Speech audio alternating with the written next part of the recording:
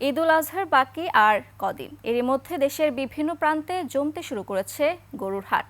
প্রস্তুত খামারিরাও সম্পূর্ণ অর্গানিক উপায়ে মোটা তাজা করায় চাহিদা বেড়েছে এসব গরুর। প্রতিনিধিদের তথ্যচিত্রে ডেস্ক রিপোর্ট।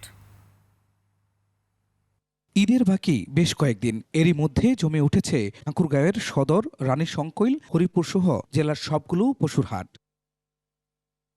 দূর দূরান্ত থেকে পাইকার আসছেন হাটে। ক্রেতারা বলছেন, গতবারের চেয়ে এবার পশুর দাম কিছুটা কম। গরু লালন পালনে খরচ ওঠানো নিয়ে আশঙ্কায় বিক্রেতারা।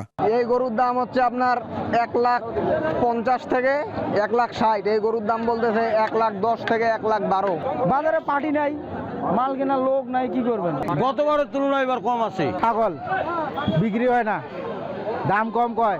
ওয়ালটন আবারও মিলিনিয়ার অফারে ওয়ালটন ফ্রিজ কিনে আপনিও হয়ে যেতে পারেন মিলিয়নিয়ার।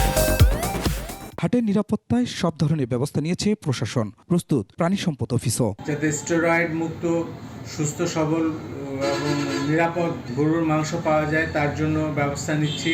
কোনো ধরনের কোনো অনিয়ম যদি দেখা যায়, সাথে সাথে তাদেরকে আইনের আওতায় নিয়ে আসা হবে। গরু বিক্রির জন্য প্রস্তুত কিশোরগঞ্জের 426টি খামারের খামারিরা। এসব খামারে লালন পালন করা হচ্ছে 2,13,369টি পশু। জেলার চাহিদা 81,000। রোগ বালাই কম হওয়ার জন্য যা যা করণীয় আমরা আমাদের দপ্তর হতে সার্বক্ষণিক করছি।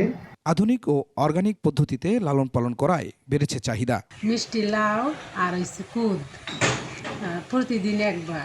বিভিন্ন জায়গা থেকে লোকজন আসে এবং আমরাও আসছি, আইসা গরু বাছুর এখান থেকে নিয়ে যাই।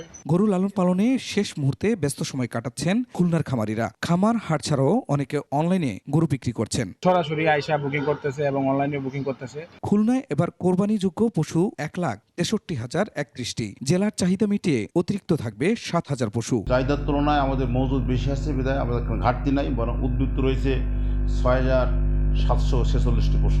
পশুর হাটগুলোতে নিরাপত্তা, স্বাস্থ্যবিধি ও দাম নিয়ন্ত্রণে প্রশাসনের পক্ষ থেকে ব্যবস্থা নেওয়া হয়েছে।